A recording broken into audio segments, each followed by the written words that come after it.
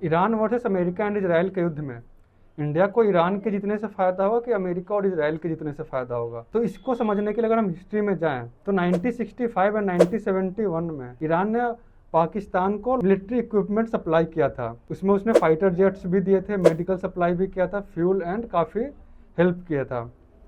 But 1965 and 1971 के time पर Iran में अमेरिका की पपेट गवर्नमेंट थी, जो कि 1979 में इरानियन रेवोल्यूशन के बाद हटी।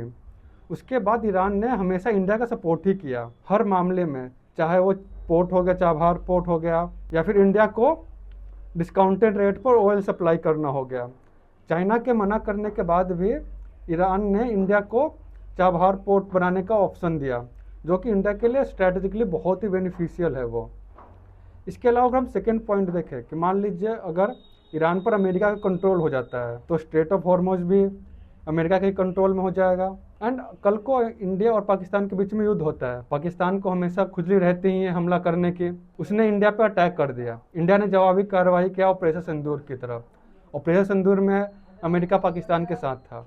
अब यहाँ पर इसे समझिए कि स्ट्रेट ऑफ हॉर्मुज़ भी अमेरिका के अंडर में आ चुका है, तो वो इंडिया पे एक और तरीके से सैंक्शन लगा सकता है, वो है स्ट्रेट ऑफ हॉर्मुज़ का, कि हम स्ट्रेट ऑफ हॉर्मुज़ इंडिया के लिए बंद कर देंगे। पूरी दुनिया के लिए चलो लेकिन इंडिया के लिए बंद। आप उस कंडीशन में इमेजिन कीजिए इंडिया कितना बैकफुट पर आ जाएगा, हम कैसे पाकिस्तान पर हमला कर सकते हैं। तो अब आपके मन में सवाल ये आ रहा होगा कि अगर अमेरिका का कंट्रोल ईरान पर हो जाता है तो इससे नुकसान सिर्फ इंडिया को थोड़े ना है, चाइना का भी नुकसान है एंड रसिया का भी नुकसान है।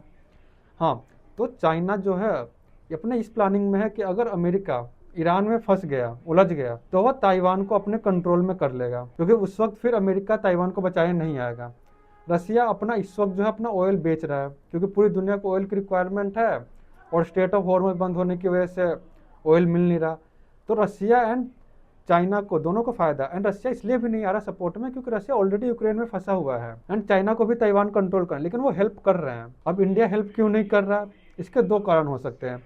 या तो इंडिया ये मान के बैठा कि ईरान युद्ध जीत जाएगा और हमें ज़्यादा रिस्क लेना नहीं है, अमेरिका से दुश्मनी लेनी नहीं है। इजराइल प्रॉब्लम नहीं है, प्रॉब्लम अमेरिका है।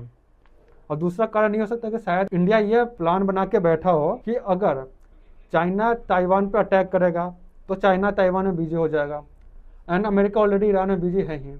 उस वक्त हम चाइना को अक्साई चीन अपने कंट्रोल में कर लें। बाकी आपको क्या लगता है आप कमेंट में ज़रूर बताएं।